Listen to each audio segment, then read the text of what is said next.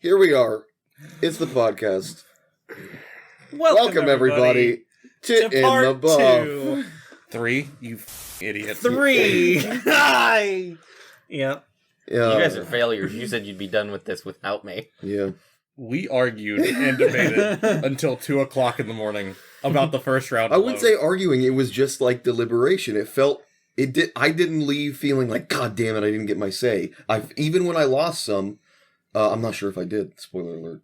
You were definitely swayed multiple times. Yeah. Mm-hmm. But even if I were to lose some, I didn't go away feeling like, shit, man, I wanted him to win. You did, because you're a baby little bitch. Actually, I kind of moved past that. Yeah? But I think if Solid Snake would have won, I would have been a little bit salty. Snake should have beaten Drake, but I just don't care about Snake. I went back and watched a video on what was going on in that first Metal Gear Solid game, and I think it wouldn't have changed the outcome, but I think I would have changed my vote. You would have changed to Drake? I think I would have, because one of the themes of that first Metal Gear Solid game is that Snake doesn't really have any motivation. He's just a tool used by the government to carry out their to deeds. Captain America. Okay, yeah. Okay. And he also lost. Yeah. He did also lose. So I will say, We don't like the government in the this. uniqueness of a motivation that I think we created in our own headcanon and not exactly what the writers created. Mm-hmm. But because Deadpool is so fucking fourth wall shattering, I'm like, I think that's okay because that's really unique and cool and something I never thought of. Otherwise, the show would have been canceled. Yeah. well, Different before we get too far ahead, let's read some comments Comments. We've got Final Fantasy X Rika Celestial Weapon Guide Godhand video by JK. This was a lifesaver. Thank you so much for this tutorial video. Fans like myself do appreciate it. Content emoji. Hell yeah. Do you guys like lifesavers? Yeah, for the most part, I think. Yeah. I don't really like the pineapple ones. I don't The like mint gummies. one? Pretty much wild cherry, that's about it. I want the mint ones, not the gummy ones. Oh, Yeah. oh, I don't like that's really? where I sit Yeah. too. I don't like That's mint. interesting. I prefer the mint ones as well. I definitely prefer the fruit flavor. They don't have any pectin-based ones. They're all gelatin-based. Final Fantasy X Celestial Weapon Titus Guide God Khaled video. Josh. I've obtained Masamune, World Champion, Nirvana, Spirit Lands at max power, and now the only missing thing for Khaled is this. It doesn't say what? There's a lot of stuff in this video. I've lasted more than 100 hours while completing 100% and getting the 10 Aeons. That's a weird way of saying that. I've lasted more than 100 hours. He was edging the whole time. Can he really have 100% if he's missing this? Can I address something? Okay. No. The way you all say Masamune Masamune. fills me with dread. Yeah? Yes. And that I'm mispronouncing it wrong? Yes. Mispronouncing it incorrectly, like it. That's interesting because you brought it up at one point and I didn't feel like you brought it. What? I didn't feel like you had a sense of dread about it because you were like, it means that you played the game a lot, that you just have your own way of pronouncing it. Well, for It's you, based on the name of a real sword. for based on the name you, of a real sword. that applies. You grew up with the game. He just learned from you, I think. I think that's how I would have pronounced it. Yeah. No, what I think, you know what? Now that I think about it, I think you might be onto something here. Because John says Masamune, and I think in a vacuum, I would have been like, Masamune! Masamune! Because you're a weeb deep down. Deep down. We all are, frankly. I'm not deep down. I'm not. That's Out very, and proud. very service level. Yep. Out and proud. Where's your pride parade? Oh, God. I need it. Oh, You just want to be seen and heard. that's a corner idea. Oh boy. In the buff in Times Square. Wow. Just interviewing people, trying to get them to sign petitions to start a Weeb Pride Yeah, Month. why not? In the buff, episode 29, the first episode of this little bracket miniseries by Kyle. He says, disagree. Oh, oh, brave. Where's that Discord gold clap? Brave. Edit, had not watched anything prior to commenting, was not ready for the talk about me. You should be ready for the talk about you at you any should be time. ready. Yeah. Monsi, commenting on the same video, get ready to rumble! It's the WWE April Showdown. It's actually WWF. We're in the past. Ah. Oh wait, sorry. No, this is the World Wildlife Fund. It is. The WWLF. It is interesting that you decided for this thumbnail To be a ring. boxing ring, The squared circle. Oh, yeah. even though we're clearly referencing March Madness, which is a basketball Basketball. tournament. I don't know. And now anything. you've confused Monty because she thinks we're talking about WWE. Chris, I think my favorite thing is my one rule was it's not about who can win in a fight, but goddamn it, let's put them in the fucking ring. I don't know anything about basketball except for Michael Jordan's and Nike. That's questionable at best. I know there was a guy. Name. He's still alive. He's still alive. Oh, okay. But he yeah. doesn't play basketball anymore. He's not a guy anymore. Well, they didn't have his character in the movie. You're right. Mm. They a bit of a snub there. Yeah. Really. What movie? The second Space Jam. movie. no, It air. doesn't No, exist. Air. He's talking about air. Oh. Yes. Well, my mistake. Never mind. Are we done? Why didn't they We have are. Michael Jordan? No, we're not done. Oh, Why didn't they have Michael Jordan in the new Space Jam? He's old hat. Here's exactly why, Cody. Because if he would have showed up in the new Space Jam, people would have said he would have had to show up because he's better than LeBron, and it would have just re-sparked the I conversation want to again. see I don't know. a I don't know if that's Rocky true. Balboa-esque movie of LeBron versus. Oh. We get a little Yeah, we get a Michael little Jordan. exhibition match a Air. la Rocky 2. Singles one-on-one horse on the streets. Well, it's just like in Rocky Balboa, they're like, "Oh, we ran the numbers, and Victor Creed is worse than Rocky Balboa," and he's like, "That's bullshit. I could take him any day." And Rocky's like, "Bring it on, motherfucker!" And they fight. Which movie is this? In Rocky Balboa. Oh, Rocky Balboa. Okay, Yeah. gotcha. Which Apollo one Creed's was that? dead by the time of that No, movie. Victor Creed. Isn't Oh. it Victor? What's his name? Who are you? What isn't are we it his? talking Isn't about? it Creed's son? Adonis Creed is Adonis his son. Creed. Who's Victor Yeah. Creed? Oh, is that fucking Sabretooth? I think it might be. Yeah. Yeah. Wait, is that the name of Michael B. Jordan's character in Creed? Adonis Creed. Yeah. That's badass. Yeah. It's okay. Last video comment. Final Fantasy whatever comment of Weapon Guide Celestial Weapon Stephen Cody's over it. Calibog. Nick Bradley got it first try, lol. Hell yeah. Congrats, Nice. Hell yeah. Good for you, bud. Nick. Hell yeah. man. All right, now that we got that out of the way, let me bring up the current bracket. Time to throw down. We are on to round 2, where the what would we call this? The stipulation, the rule, the Criterion. rule. Criterion. That's good. That's good. the word. Is character development. Woo! Uh-oh. I didn't save the last spreadsheet. I have it. He's got it. All right, I got it. Let's give it a little bit of a pause. Hugh Jackman won. Iron Man, sure. Captain America won. Are these mine? Oh, whoops. Sorry. Captain America Sorry. did not win. Here's the thing, is in between when we recorded the last 2 episodes and now we got Kyle's input about how Technically, He you guys would have had it voted. on Friday. I just forgot to tell you where it was. oh, well, Rip. I know. and we actually did a bit of contemplating and thought about our picks again. We're not going to change any because we've locked them in. Yep. But Kyle, you did have quite some insights into some of these matchups that we hadn't really considered, and I think it'll be good going forward to have this 5th voice. You almost swayed me on Joey Tribbiani. Okay. Against who? Harrison Ford or Han Solo? Yeah. No ties. No ties. No ties anymore. That being said, you also did have some very hot takes Yeah. for some of these, Spicy. and some takes that I think we thought might have been in jest. I think now is a good time to remind everybody who's coming back. These are very specific characters. It says, like, it's Robert Downey Jr.'s Iron Man. It's Christopher Reeve's Superman. It's Harrison Ford's Han Solo. I disagree. Kyle, these are the rules. I don't care. I wasn't here. You didn't have me. When it's your corner, you can pick the rules. Yeah, I wasn't gonna be here for this corner. I went by my own rules and played the game by myself. Kyle, I have to follow the rules now. Well, that This is might be why we're not listening to any of your previous takes and not changing anything.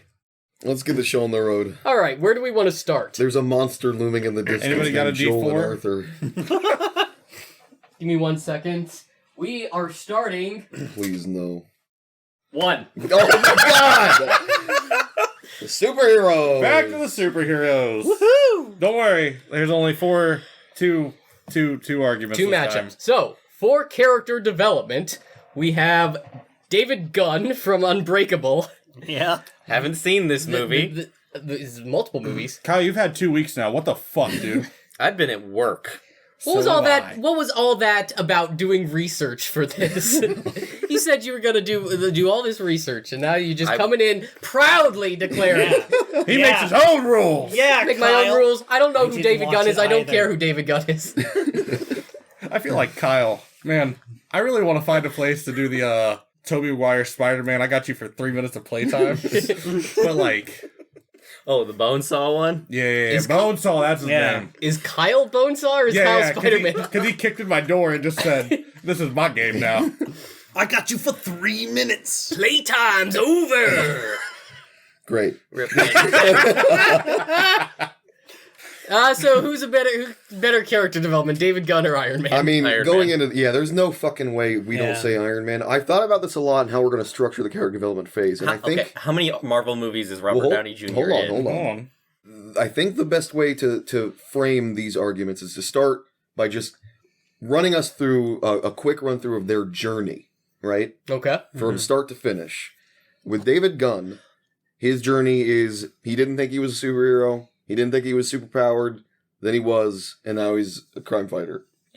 That's kind of similar to Iron Man. Yes. Unfortunately, I can't really do much more than that for David Gunn. Mm-hmm. With Iron Man, I suppose he started off as like he ended arrogant as well, I guess. He started off as a very selfish person and became very selfless in that he made the sacrifice play at the end. That was the development. He was willing to give it all up for the gold. And that would mean something as well. Exactly.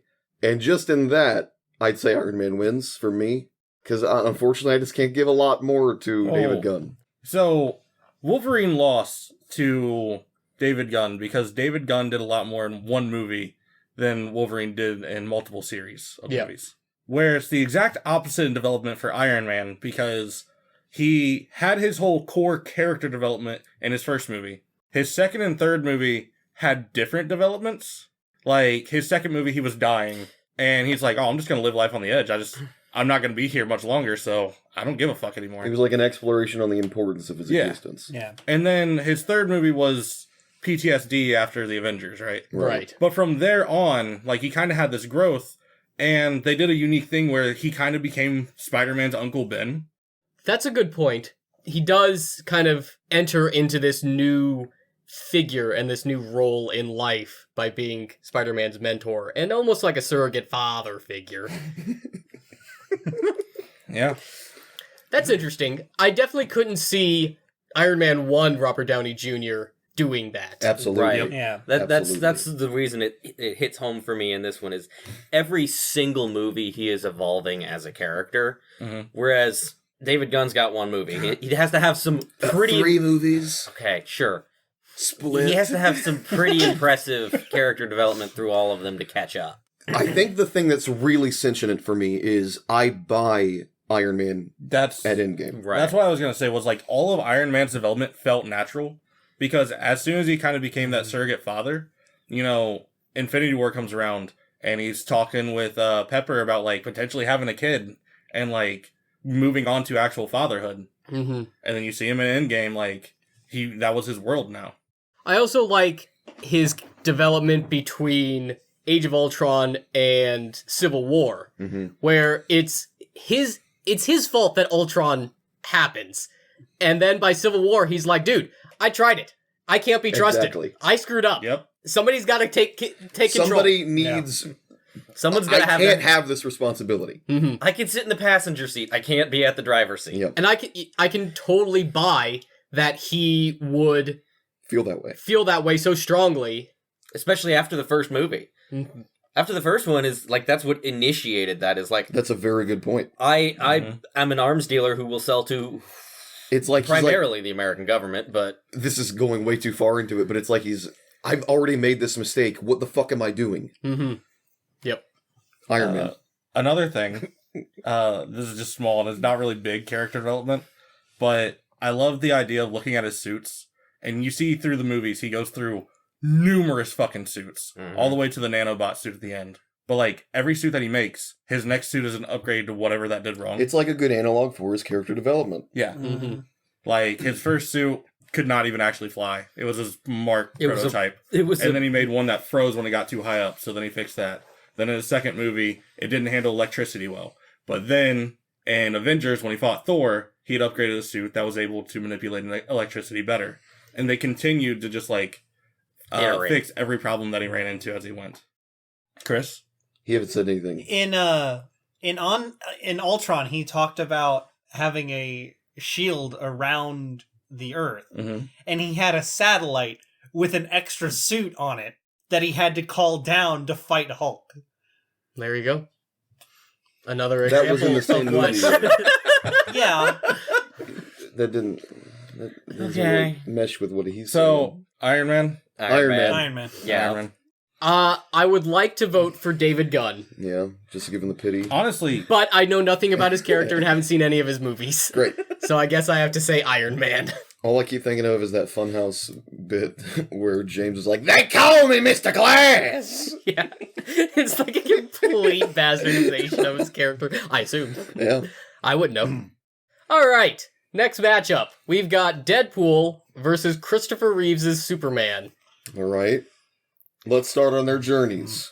tell me about Superman's Well, journey. Superman's journey is it's the classic Superman journey. He's a baby from a different planet. He lands in a farmhouse, and they raise him to be a good old American boy, right? Yep. Mhm. And I suppose that's his journey. He, as far as I understand, from what I remember, I watched these movies years ago, he ends the place that you'd expect him to. He is Superman, the pinnacle of justice and reform.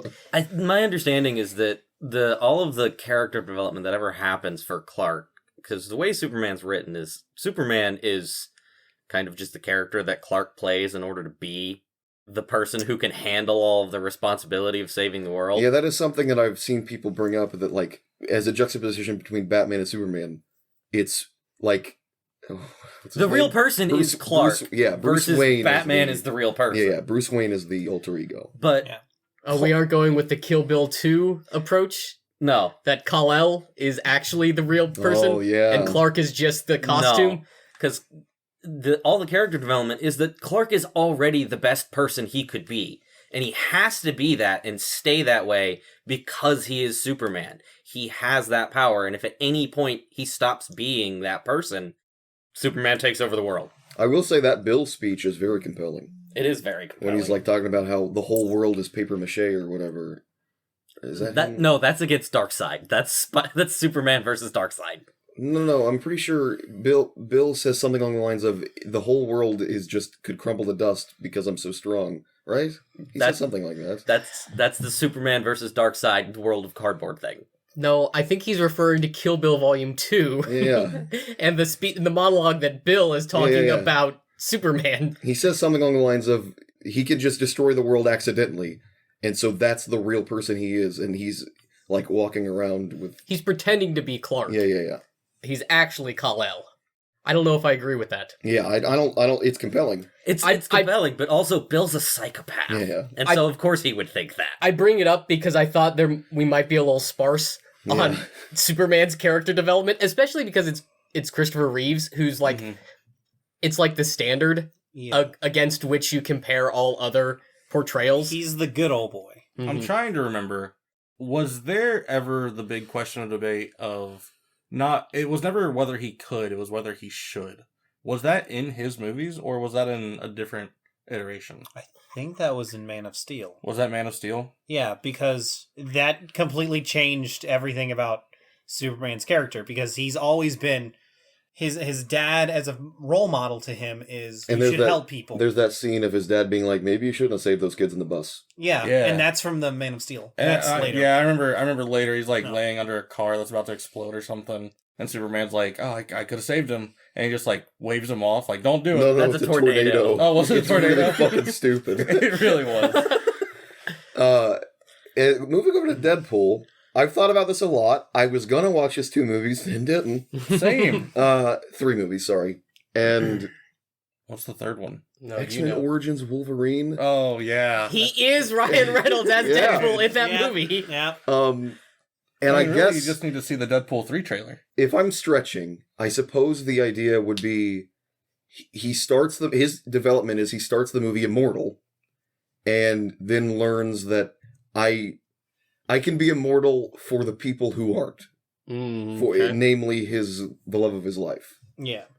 Maybe that's That's the second one, yes. yeah, that's the best I got, guys. What is the conflict in Deadpool 2?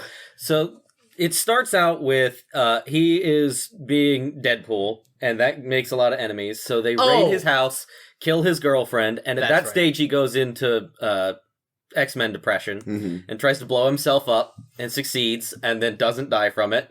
And then Colossus collects him and says, "You've got to do better."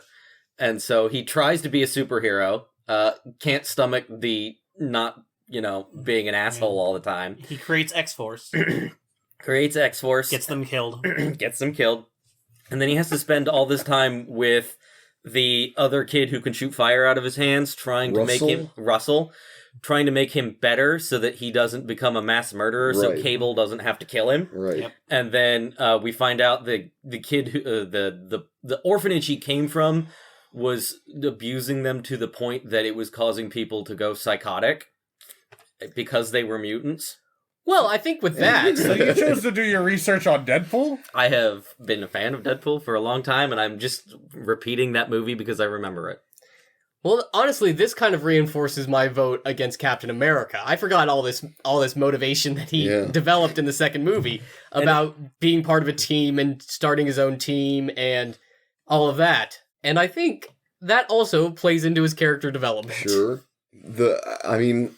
He kind of pendulums back and forth is the problem. Not to be this guy, I fucking hate Superman. I don't really particularly like Deadpool either, but I'd rather Deadpool than Superman, especially in regards to seeing their journey as a character. Well, that's what I meant by Reeves' Superman being the standard. Mm-hmm. Any new take on the character is compared to that portrayal. Is only compared as a deviation to Christopher Reeves' portrayal. So it's almost baked in that he doesn't have any character development because he's just the PH7. Because back when superhero movies were just about people saving the day. Here's something. You didn't need more of a story than that. There's been more Superman movies, but they are all, certainly, with the exception of maybe Superman 2, I think people would make a lot of arguments that that's the best Christopher Reeves one. The other two suck cock. Superman 3 and Superman 4 are terrible, but they're cute, but it doesn't make them not shit. Yeah. Deadpool 1 and 2 are consistent, I suppose. In fact, I would almost say Deadpool 2 might be better than Deadpool 1 simply because I prefer to watch it. I feel like Deadpool 1 was mostly made to try to mix it up for Fox. Mm-hmm. They're like, all right, well, we need a win. We need something here. Rated R superstar. Well, Edge. Well, I think that's enough debate. We've still got a lot to do, so let's go ahead and vote. Deadpool. Chris? DP. Okay. I guess Overruled. I think I'll go with Deadpool. I guess it's a very tentative vote. I think my vote can go unsaid. Oh, all right. Alrighty. It's not a clean sweep. So what's next? Next we have Kratos versus Nathan Drake. Okay. All right. Okay. I'm gonna go take a shit. I'll be back, guys. Nathan Jake. His character development is as simple as he is the same person in 1, 2, and 3. In 4, he becomes like a family man. Yeah. At the end of 2, he's supposed to get with his love interest. Let's say he ends the movie with that big swooning moment with his love interest, but then he's not with her in the third one. And that confused me. I'm like, okay, it's just a game. Who gives a shit?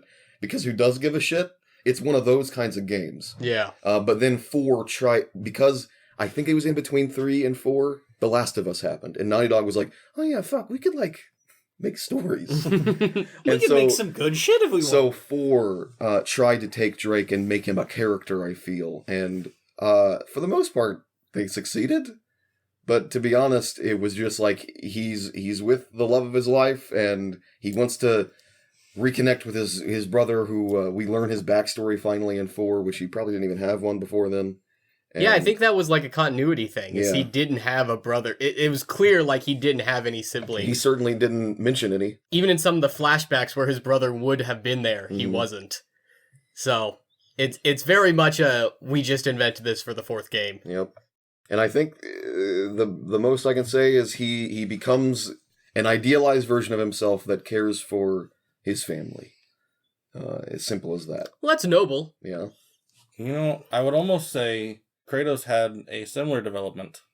He also learns to care about a family. But well, like it was weird because like I think they underwent something similar at first with the first game, because he just like he kills his family, right? And that's how he gets the ashes. Ares, what I breathe, caused him to Wow, still doing that, huh? caused him to kill his 2 family. weeks later. It's kind of they kind of wishy-washy it, I but thought he had a second wife in the 4th. in He the does. 4th one he does. Yeah, but in the first The one, primary motivation for the first one is that Ares kills his family and then burns his ashes. Well, that's into the hard his part. hands. Curses. thing. Yeah, that's why he has Tricks white him. skin. yeah, Into killing his it's family. the weird thing where like I don't even know.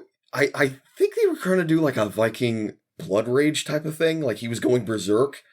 So this is the parallels to the Hercules myth, Sure. because Hera was so pissed off that Zeus keeps sleeping with other women that she gets Hercules To so where- riled up that he kills His wife and his kids. wife and kids. Well, doesn't he wear like a fun shirt, and the shirt convinces him to kill his family? No, that's his third wife.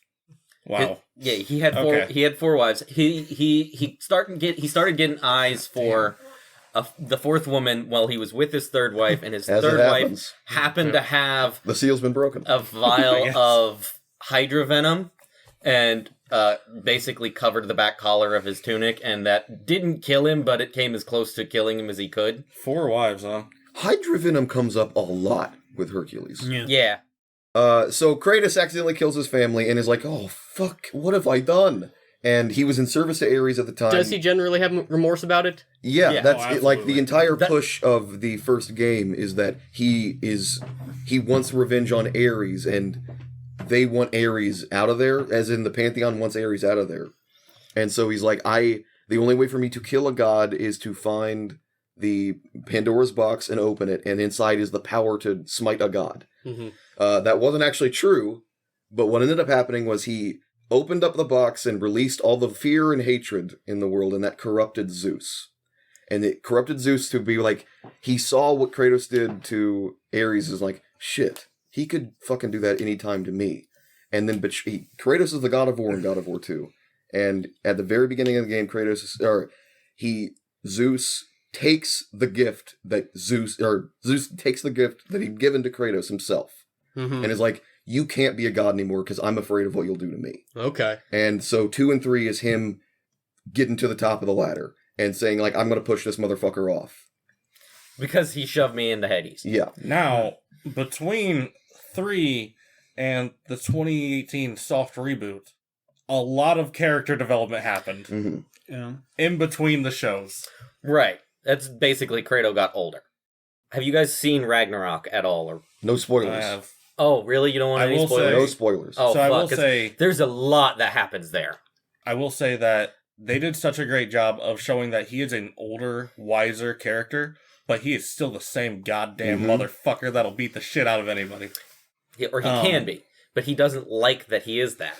And Right. And that's why I want to give it to Kratos, hmm Mhm. is because he sees the flaw in I- that. And there's even more character development that goes in that.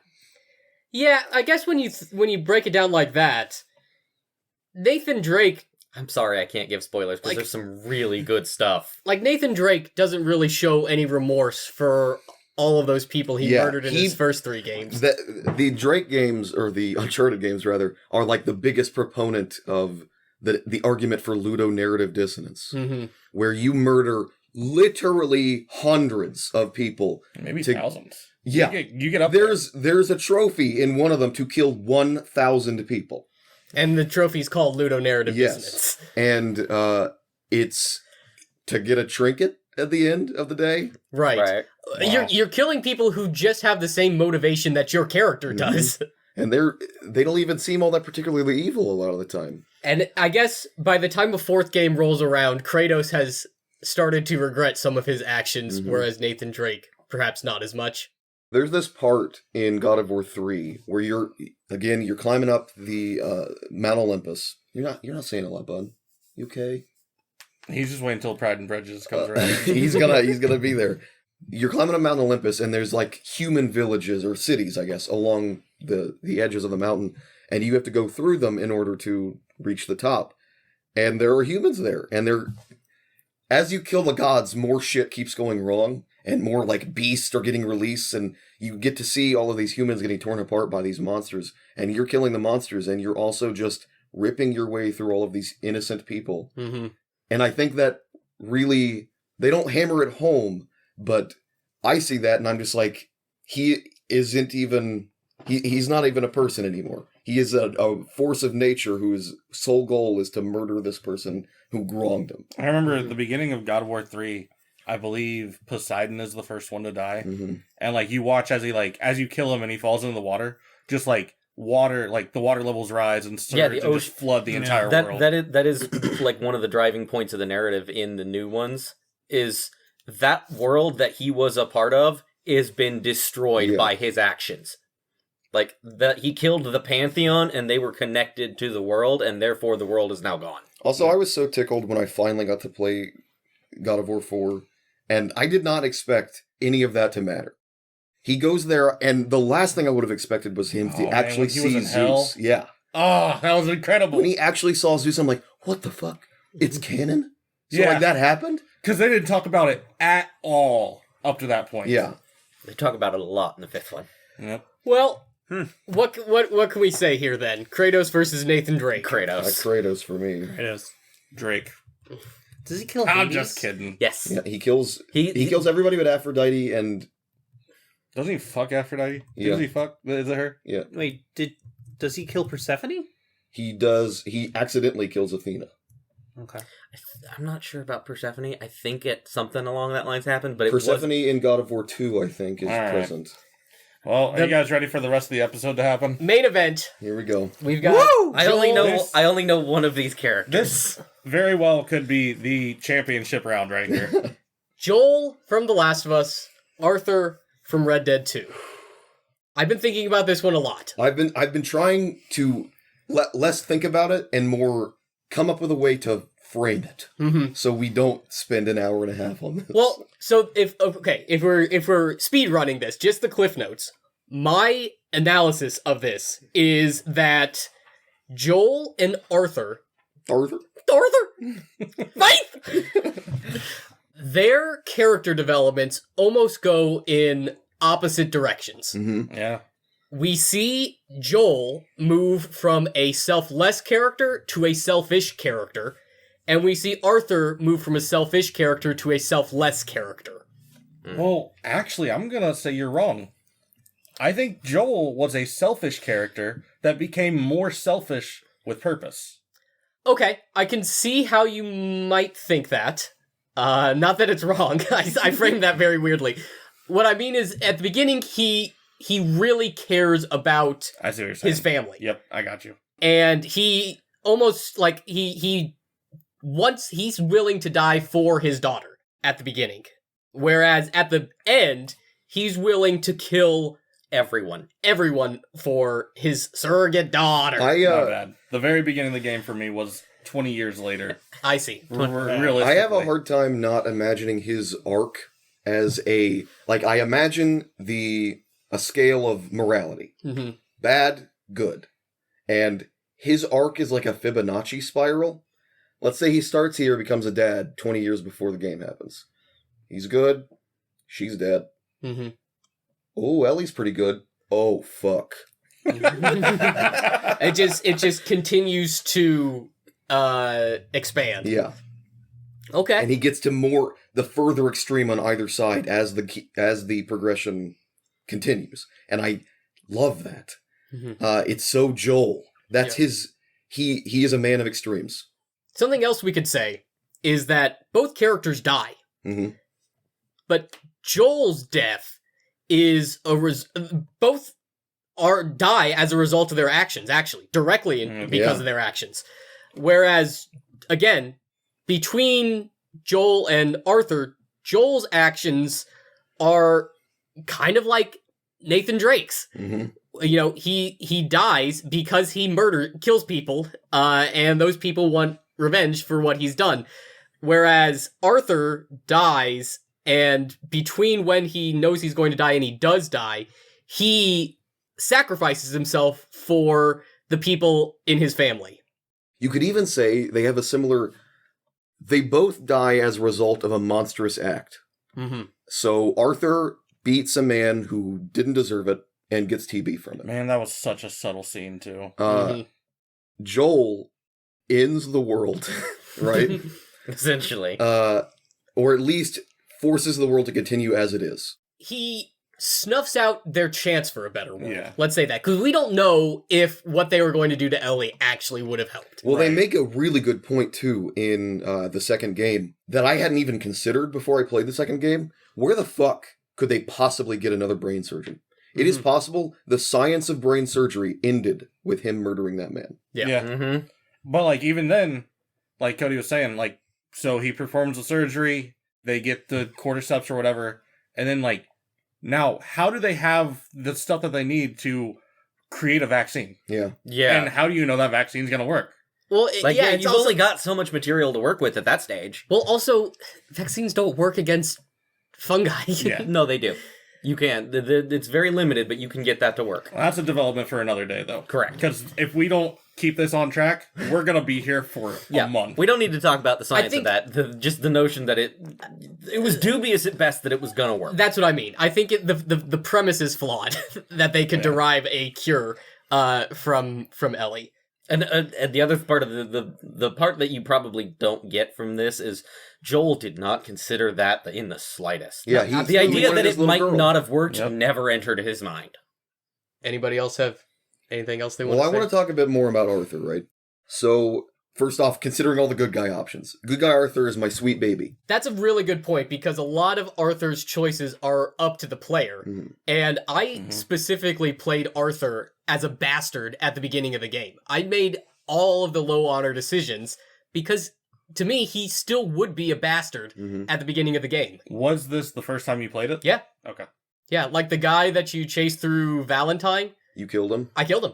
Dropped him off the edge. He gives you a pin. Great. He was a threat to the gang. He was a threat to the game. Jimmy Brooks! You were good. I interrupted you. What was I saying? I don't know. I'm going to assume we're good guy decisions. At the very least, he is a good man at the end. He is doing what's best for the gang. And that arc to me it makes my balls tingle. That it's so righteous, where I feel sick after what Joel did in the first game at the very least. I feel sick and I'm like, I just did that. And there was nothing I had to play the game. But at the end, when I'm a good guy at the end of Red Dead 2, I'm like, fuck yes. You do your best, John. And I swear to God, John, if you're a bad guy in Red Dead Redemption. And I also kind of see it as like oh, were you going to say something? Go ahead. Like, when he's talking to Rainsfall at one point, you finally get a drip feed of his backstory. And he tells you, oh yeah, I had a wife and son, and they were murdered. And I see that, like, it was like a reaction to that. He had a short stint as, I'm just a bad guy who does bad things, but for the right reason, quote unquote. And then you, as the player, start becoming a good person, and I see it as Arthur doing that despite his horrible, events that occurred with his family. So I was going to say that right now, really the arguments that we've made, watering them down, was Joel had his terrible act that wasn't really redeeming, but it was understandable. Where Arthur's act, like, he was a terrible person all the way up, but he had that redemption at the end. What we haven't really talked about, and Scott finally started to broach it for me, was Arthur Arthur? went against everything that he knew. His father figure was Dutch, who raised him and groomed him to be this provider for the group. And he stuck to that core, regardless of your choices through the game. He stuck to that core, even if it meant going against what Dutch wanted to do now. Yeah. I don't know how blasphemous this is going to be. It could, I think you're touching on it. This is like a fight between bravery and cowardice. Yeah. Arthur was brave and defied his father figure and broke up the family because that's what was best for them. Joel was too afraid to lose what he Ellie. had just gotten. Yeah. And there also isn't any barrier that Joel is fighting against when he makes that decision.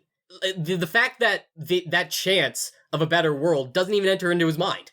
Mm-hmm. So it's not like you could even say he's weighing that outcome. Because, well, to him, there is no weighing there. If Ellie's gone, there is no better world. If for I Joel. ever were to Yeah. lose you, I'd surely lose myself. I went into this thinking like I'm gonna give it to Joel, right? I don't know anything But about Arthur, but you've- you guys are convincing me. You've swayed me to Arthur. So my I vote think is I've swayed my- myself to Arthur. my vote is Arthur, but I still have to say I love that about Joel. Mhm. The fact that this is Just- such a hard decision for me, who has never played either of these games and only knows one of these characters at all. Also, to is- hammer home is- the selfishness point you keep going, right near that moment when he decides, he has that conversation with Ellie, and she's like, I need this to mean something. Yeah. Mm-hmm. And he's just like, fuck that. Yeah. I don't want to lose you. Yep.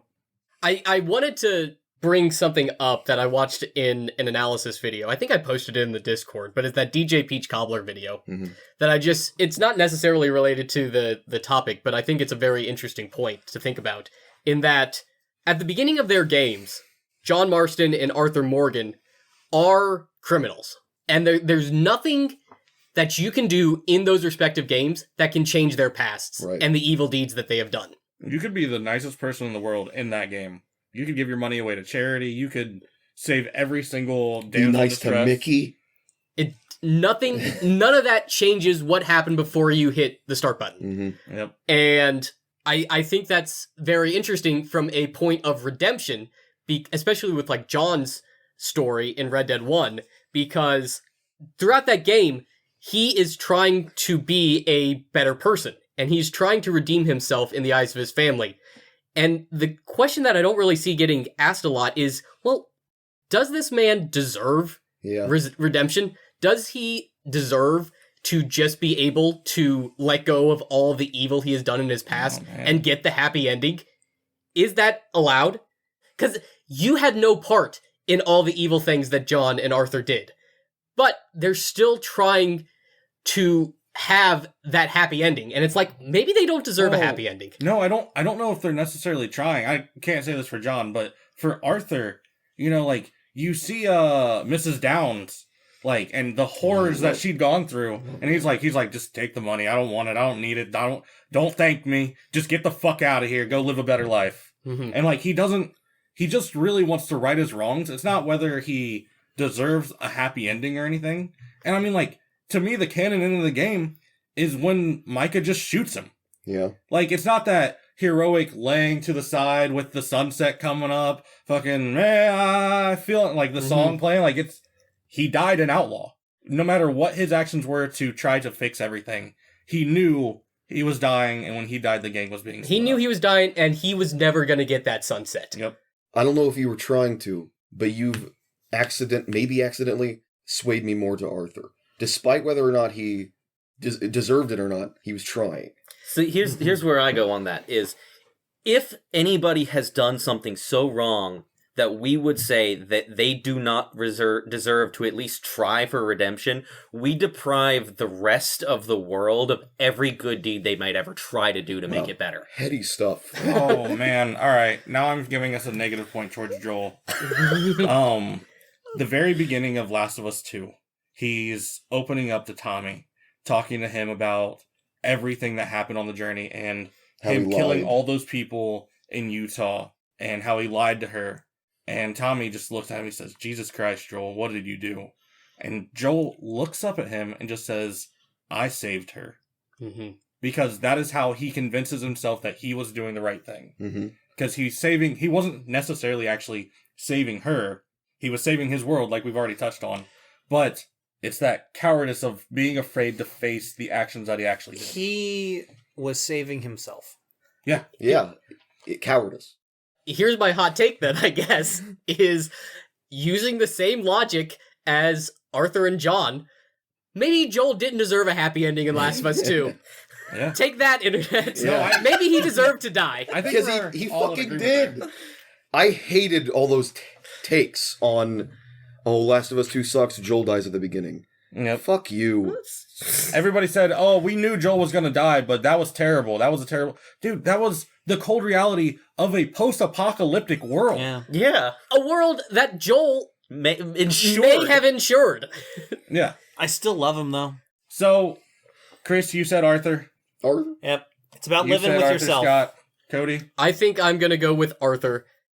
Honestly, it doesn't matter, but I guess I'll go with Arthur. I have never played this game, but you guys have convinced me. After everything that we've debated, and this absolutely, probably, I don't want to say it was the thing I was looking forward to the most, because I knew the next round that I'm going to look forward to the We've most literally is Kratos spent versus Arthur. 20 minutes But on this conversation. You gotta give it to the guy who goes up to his horse after it dies to thank it one last time for all of that game's time's worth of play.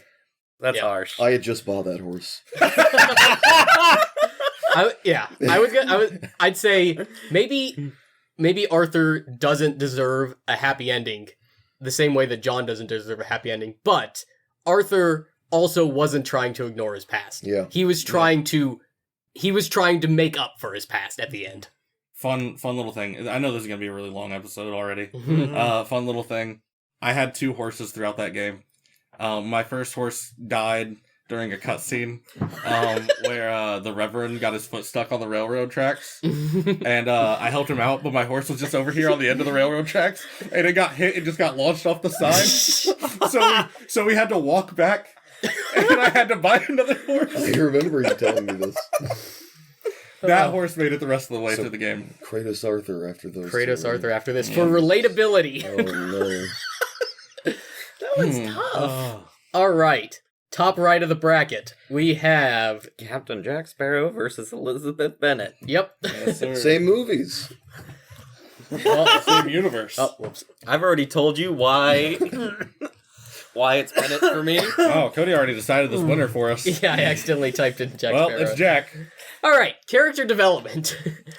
You know, it's interesting because I think Jack Sparrow might be the first person on this list who actually loses character development as the movies progress. He becomes less of a person.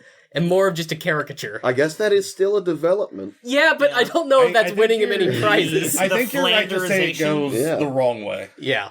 Tell us about Elizabeth Bennet. All right, guys. Elizabeth Bennet. Let's talk about this development. She's the oldest daughter of her family. You already mentioned that. So she's developed. Ooh. I'm going Elizabeth. Sure. As played by Keira Knightley. No, she's not. Nope, yep, you're right. And she catches the fancy of this man, and over the course of the film, Mr. Darcy. she learns to love him until it gets to the point where I can't live without you. I have to be with you. Okay. And then they bone. Okay. I'm sure, I don't know. But now, this sounds very trite and old-fashioned. Like, this happens in a billion movies, or whatever. But maybe that was like a trend-setting thing? I don't know how old these books are. Jane Austen's very old. Yeah, she wrote these a long time So ago. maybe she kind of set that trend? Probably. This is like a 200-year-old story. This is a while ago. Yeah. Much of modern romance is just based on the work of Jane Austen. Okay. Because it's very interesting. At the very OG beginning of the slut. story, she hates Darcy. Right. Is that true? And then she learns I have to... to believe you. So the development is that... The development of her character is that she learns to get over her own pride and prejudices. Oh my god! That's basically it, yeah. And learn to love this man who is very obviously in love with her. Or maybe he just manipulated her in some way that I don't know of. Darcy is the kind of man who could have had any woman he wanted, and generally didn't want anyone. He was fine being alone. Just like John. Yeah. He also was very rich. Just Okay, maybe all modern romance is based on Taming of the Shrew then. That would make a little bit more sense. Okay. And if you don't know that So- one, have you seen 10 Things I Hate About You? That's the same. It's the same show. We had this discussion in a previous episode. I have not seen it. So, I guess I'm gonna fall back to Jack, because I'm thinking of one specific scene. All of his character development really just kinda is shown through his magical compass. Yeah. And, like, I'm thinking about the only time that he made a decision that I'm like, that's weird. And it was... To shoot that bird at the beginning of the second one. I love that. Yeah. Dude, I loved the fucking beat going on and it just gets fucking blown away. No, it was, when everybody's about to go down with a ship because they're trying to fight the Kraken, and he's rowing away to the island, and he pulls out his compass, and the compass is pointing for him to go back there because what he really wanted was the pearl. Yeah. And he wanted the pearl over his own life. And, like, you know, it doesn't really fit much because he's still this weird fucking guy that's afraid of dying, and he's about to face a Kraken by himself. But, like, that was it. He went back, then he was forced into that action, so it didn't really feel like it was his, but he returned for a reason. Right. It's weird that the script makes it so that she shackles him to the ship, even though he came back on his own free will.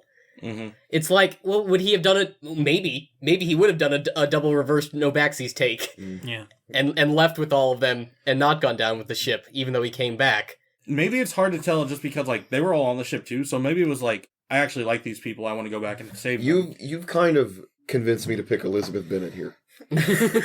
When I'm good at that. he goes back to the ship, and you see that as like a moment where his character could be growing right now, right? Yeah. He could be making the mature decision that I am going to make the sacrifice play.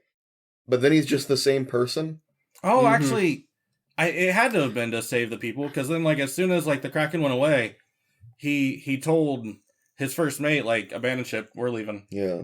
So it had to have been to try to save everybody.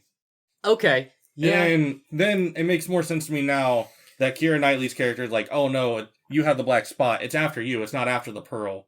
Which is why she then shackled him to it. Because he was going to escape with them. Congratulations, guys. It took us 3 fucking episodes of the April Badassness tournament to figure out the plot of I think, Pirates 2. A movie that came out 15 years ago. in regards to character development, there's no way Jack wins this one. That's one of the that's the key component So- of Jack Sparrow's. You never know what is going on. I will say, with Kyle gave us his notes, and I want to bring up his notes for Jack Sparrow, because he chose Jack Sparrow for the motivation category. Yeah. And his notes for that said that part of Jack's appeal, and part of the appeal of the movie, is figuring out what Jack's motivations are. I'm glad he won, And even the though answer- we didn't think of that. and the answer is you never find out. So I think that is and you know, we've incorporated novelty into our rankings here, and I think that got him through the motivation category, but I don't think we can be getting to the second movie and being like, who is this character? Yeah. He doesn't even know who his character is. That's not good for development. That's think- interesting for motivation, So, The but best argument I can think of for Elizabeth is that man who steps onto the dock at the beginning of the first movie is the same guy in the 5th movie. I think so. No development. So his development happens outside of the movie, like before the Sure. movies take place, because he starts off in his Was Jack Sparrow being played by Johnny Depp when he wasn't in the movie? technically yes, I don't think because he was. nobody else has played him, and it was at least him and like his. Whatever. Your justification So- is that nobody was playing him, You so know what? therefore it was You know what? Johnny Depp? I'll allow it. I like so- this better than Kyle's fuck you. I make my own rules. Because he's a privateer, right? No, he's a pirate. Privateers are hired by the No. government. Before that, he's a privateer, and he is running cargo. Yeah. And then he betrays them, and during a scene in one of the movies, they're like the main British naval officer that hates him is like, so why'd you become a pirate? Why'd you do this to us instead of sticking to your king and country? And he's like, I couldn't do it anymore. He's like, you were running cargo, and he's like, people aren't cargo. He was running slave ships and decided no, and so he set them free, How the and fuck- that's how he became a when pirate. did Well, this happen? no, let's back the It's fuck like up the then, most because recent one. The I 5th think. movie? Okay, but then when he has to barter for his own life, Davy Jones is like, yeah, you're worth like, what, 100 souls? A couple hundred souls? And he was immediately willing to give up people for that. To save himself. That's very odd. So yeah, okay, he's regressed. Now we're back to the regression part. It was easy for him to jump ship, metaphorically and literally, when he didn't have any skin in the game. Yeah. But as soon as his life was on the line, suddenly he's no problem selling people to Davy Jones. I'm God, the further we go into this, I'm just dipping into madness. Because I'm trying to just, like, grasp at something to give Jack Sparrow. And it's like, oh, okay, like, he and wanted he to keeps save slapping his your friend. hand. Nobody away. wants Elizabeth to win. No, I mean, I do, but I want to give him a fighting chance. Look, guys, Johnny needs a break. He's had a couple of bad years. He can have Willy Wonka. I want to give it to him. But I'm going to give it to Elizabeth, I am think. too. I am too. I give it to him as the wrong character still, and I'm sticking with it. She earned her piece of the ace. Yeah. God, that was such a fucking hard cut to the ending for you. Will right there. you, the only person who has read Pride and Prejudice, Just choose Jack choose Sparrow. Jack Sparrow? No, I cannot. All right. All right, we're sticking Hey! with Elizabeth. We got a lady making it to the semifinals. Hell yeah! Feminism! Inclusion! A real dark horse here. Let's keep moving. We've got Marty McFly, I believe, against Han Solo. Mm-hmm. Harrison Ford. Yes, Han Harrison Solo. Ford specifically for the table. Where do we start here? So, Character development. I didn't watch the third one, part 3. That's where he unfortunately, learns guys, to not be a coward anymore, or whatever. Not to care, rather. Ah. I will like to point out that we do have to look into episode 7, just like we did in Motivations, Yes. because that was Harrison Ford's. He's also in episode 9.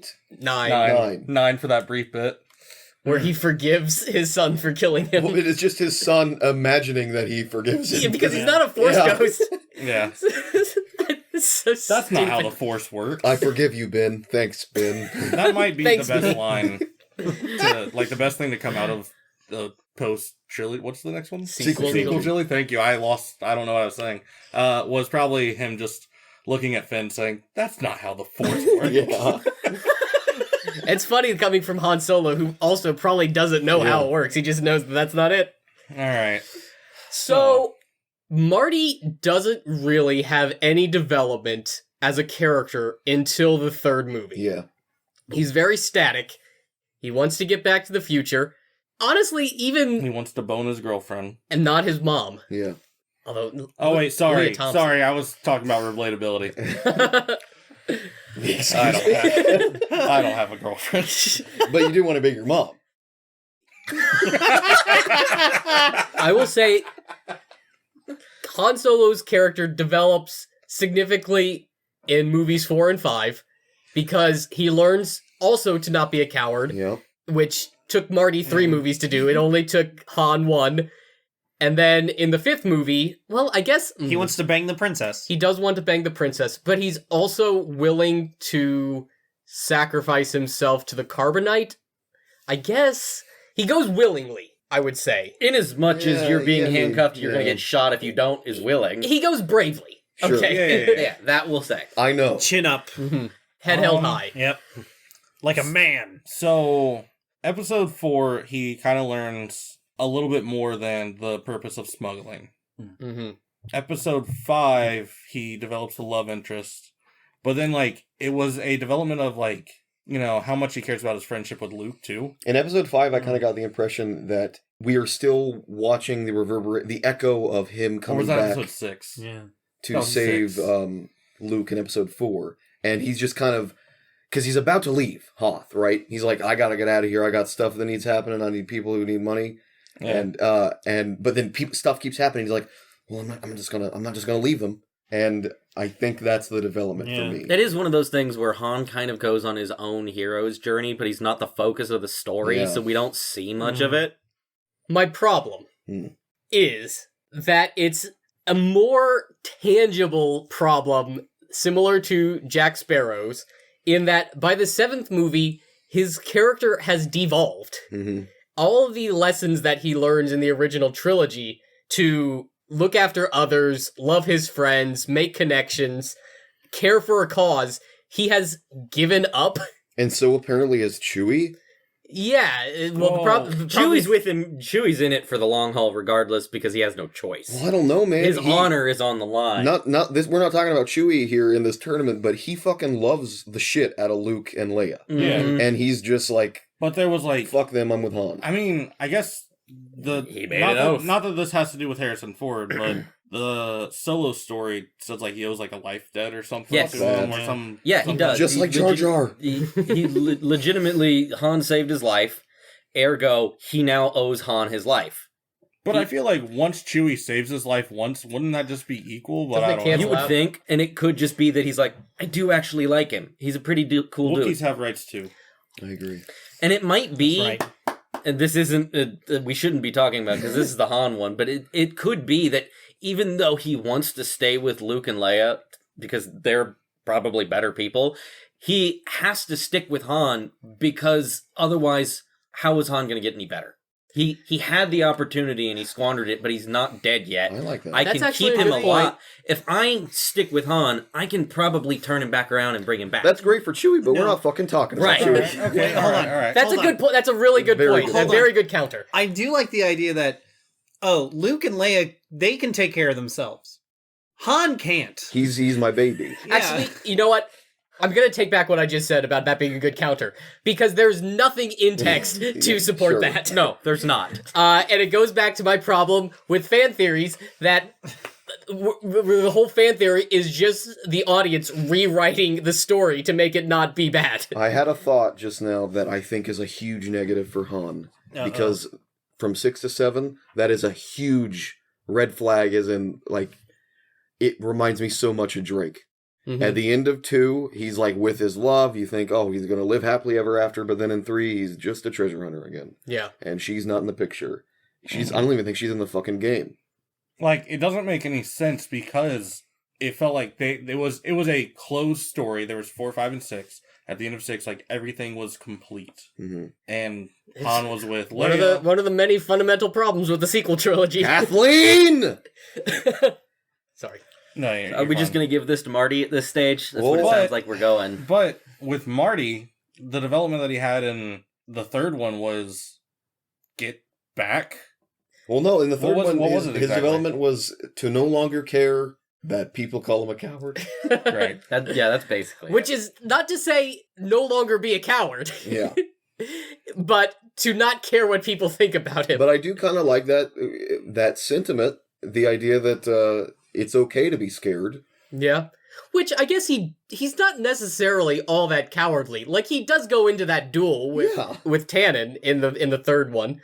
I think it's more not let people manipulate him by calling him a coward. Mm-hmm. You think that's Like what it is? just to learn not to be a What fucking are you? idiot. Chicken?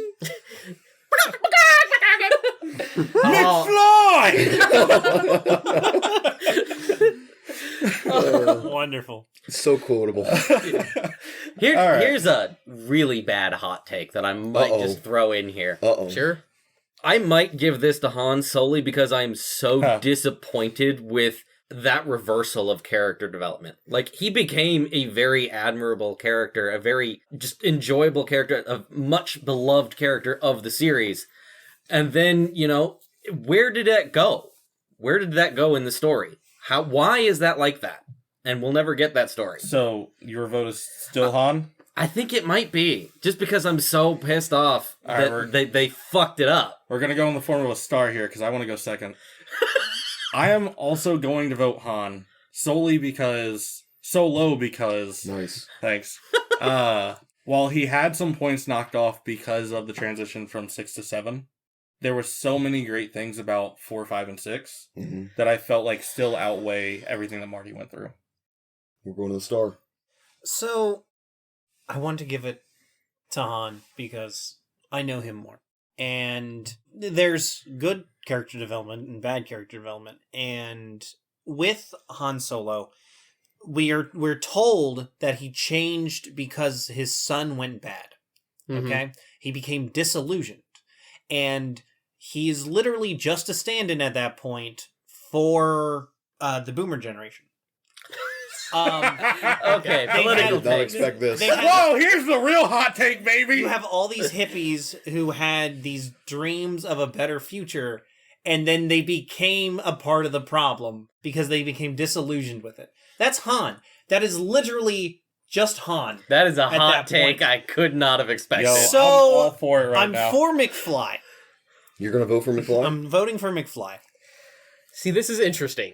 Joined a rebel group, Um, fought the power, and then left because they were fucked off to go do his own disillusioned. thing. You know, I am suddenly hesitant to listen to myself from earlier because, and I say this, I was really going to hammer Han hard here for his backsliding, and not that my opinion on this podcast is going to stick it to the man and get anything changed. Yo, hit him with another hot take. That's all we're dishing out right now, baby. I really wanted to punish Kathleen for doing Han dirty. But the problem is, the character that we know in episode 6, wouldn't make the decisions that he did in episode 7. But then I think about it and I'm like, no, actually, maybe he would. Maybe he would be the kind of character who would bang Princess Leia and abandon her. Maybe he hadn't finished his character development by the end of episode 6. And I mean, even if And he's still just a scoundrel. He is a wartime lover. So It's even too- though it's too I happy. don't like that is the direction that they took the character, and I think it was the wrong decision, I don't know necessarily if it was entirely out of character based on the character we left at the end of 6. I love the idea that this Jedi Order that Luke is training goes to shit. And Han's like, that's crazy, dude. Who did that? And he's like, actually, it's your son. And like, they're like, how the fuck do we tell Leia? And like, Luke's like, well, I'm gonna exile myself. Sounds like, And Han's like, fuck. bro, you can't leave me high and dry like this. I ain't fucking telling her. Chewie. Who you voting for? I guess I'm gonna pick Han. So Han wins this one. I'm gonna still have my say. Okay, okay. You're allowed to. I am too much of a fan of the tragedy of Darth Han the Wise.